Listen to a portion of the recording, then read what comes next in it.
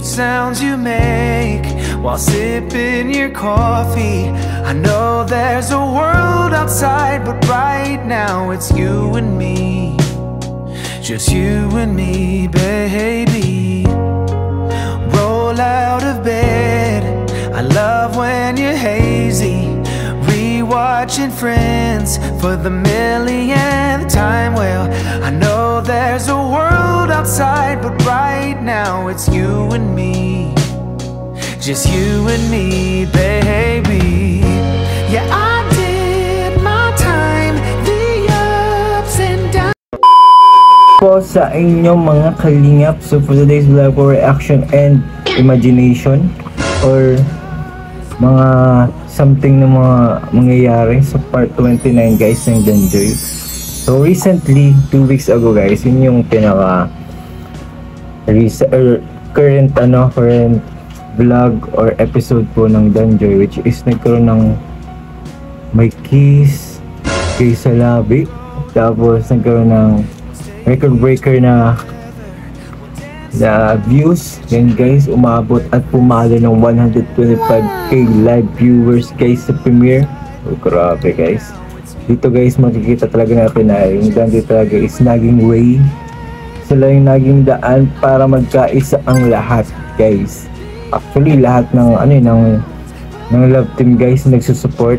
Yun guys, tumulong-tulong guys para ma-achieve ni Kalingap Rob at ng Team Kalingap ang pinaka-highest live viewers sa premiere. And syempre congratulations po ulit dahil yun po na-achieve po yung ganong goal. Yun po na-aim po yung highest na pag-aim guys. Kaya congratulations po sa lahat mga. So yun na nga po, bago po tayo magsimula guys sa ating reaction at mga pangyayari po sa part 29 guys, like, share, subscribe po muna kayo dyan. So po sa mga ka-Danjoy natics po dyan, yan sa supporters po ng Danjoy, yan, shoutout po sa Team A1, Team Gala, and sa mga lahat po ng team ng Danjoy guys. Shoutout po sa inyong lahat guys. Grabe. And syempre guys, dito sa vlog nito mga kalingap talaga, ito po talaga ang dahilan kung bakit sobrang medyo may katagalan na wala pong sunod na episode ang Danjoy. Iba po, 2 weeks ago pa po yung last vlog sa kanila. It's yung birthday celebration nito. Ito po ang dahilan pala kung bakit po ang serye po ng Danjoy na part 29 po ay medyo matagal. Ito pala po yung dahilan mga kalingap. Kaya pala sobrang tagal ng kanilang episode. Yan po, sobrang si Joy kasi nakikita po natin sobrang abala, aligaga, masipag, matyaga guys sa kanyang pag-aaral guys. Alam niyo po ang nursing po hindi po biro mga kanil. Ako po magsasabi po sa inyo kasi napagdaanan ko na po yan eh.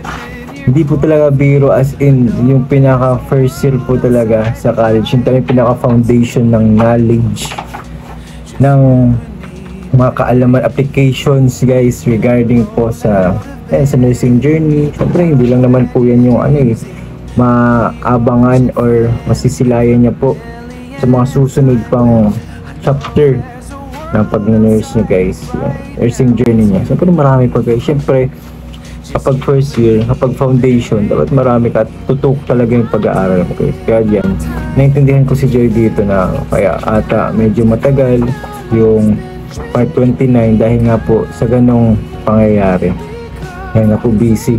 Alam mo guys, yung sa first year college of nursing, ano po kasi mahirap po talaga dyan magkaroon ng time. Kasi yun nga po ang dahilan, kailangan ng maraming time sa pag-aaral, diba? Activities po sa school, projects, tapos mga ibang subjects guys na ina-undergo po ni Joy, diba? Alam niyo po, yung pong magkaroon lang ng serye ng Danjoy, even though may pasok siya sa school, is talagang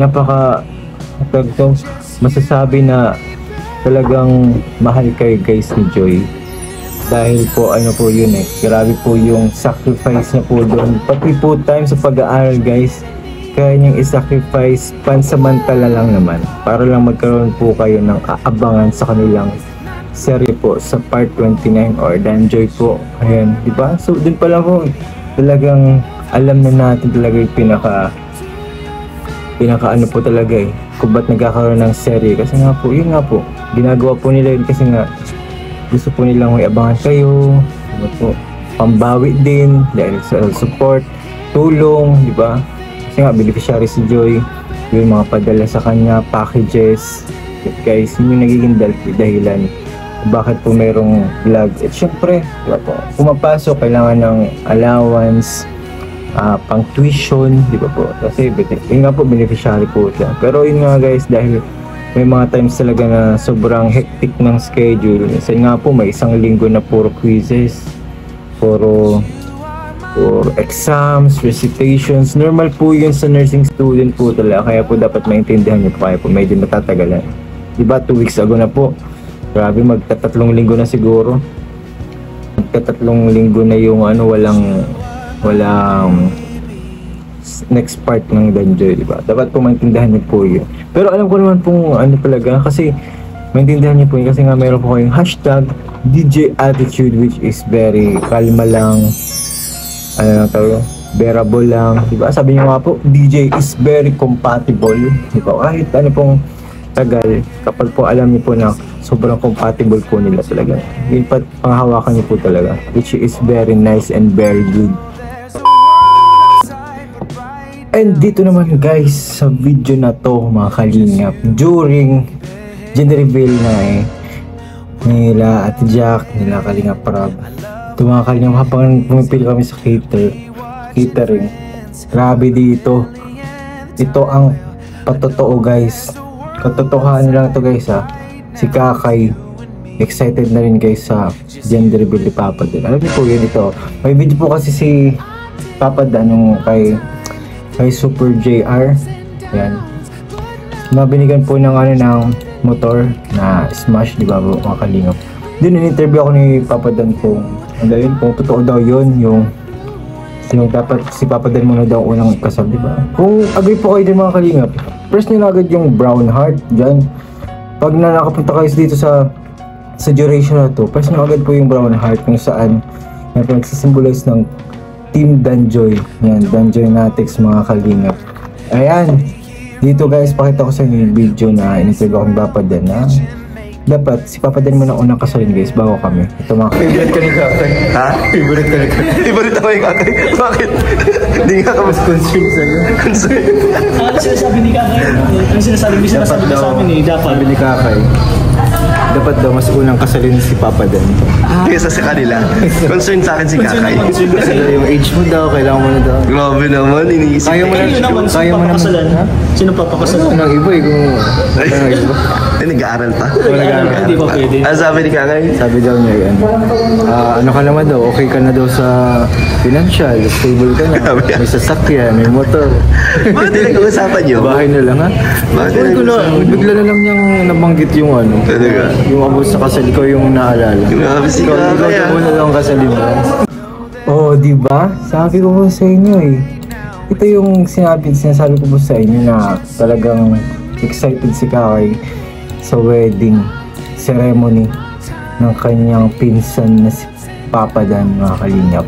And dito guys, dito din sa video na to papakita ko. Ito din yung yung clip na kung saan dito sinasabi ni Kakay na tawag dito. Excited na din siya mga kalingap sa gender reveal ni Papa Dan. Grabe, sunod-sunod guys. Ang una sabi niya dapat unang kasalin, ngayon gender reveal naman guys. Alam niyo guys, sinasabi ni Kakay parang lahat ng sinabi niya guys, lalo na dati pa, wala yung tawag dito 99% nagkakatotoo guys. Pero ang tanong dyan, comment nyo na guys agad dyan kung sino ang kakasal kay Papa Dan. Comment nyo na agad guys. Sa mga hindi po kilala kung kanino kakasal kay Papa Dan, ako dito solid na supporter guys. I-comment nyo na guys, i-comment nyo na kung sino talaga ang para kay Papa Dan sa future, kung sino nakikitaan nyo guys para sa kanya sa future. Excited na ba kayo guys? Excited na din ako kasi may maunang ikakasal bago kami ni Kakay guys. Ayan, di ba? Ito po ang video mga kalingap. Rinig na. Ano daw sabi? Excited na daw sa baby. Baby mo? Nyo. Gender reveal ni Papa Dan, nakaka-excite. Grabe, di ba po? Yung katotohanan talaga na kailangan sila muna. So ayun mga kalingap, thank you po Thank you po sa nakaabot dito sa vlog na. Ibig sabihin guys, ito yung vitamins. Kumbaga, ito yung pampagana para sa pagmamarathon ng mga kadanjoy dyan, mga kalingap. Ayan, kikiligin talaga kayo sa bulong guys. Bulong and revelation guys ni kay Papa Dan. Nako, nakakabilib to guys. So ayan po, thank you po sa mga nag-support. Ayan, please like, share, and subscribe mga kalingap. Sa mga hindi po nakasubscribe, help me to reach 100k mga kalingap. And God bless us all po mga kalingap. See you po sa next episode ng Danjoy.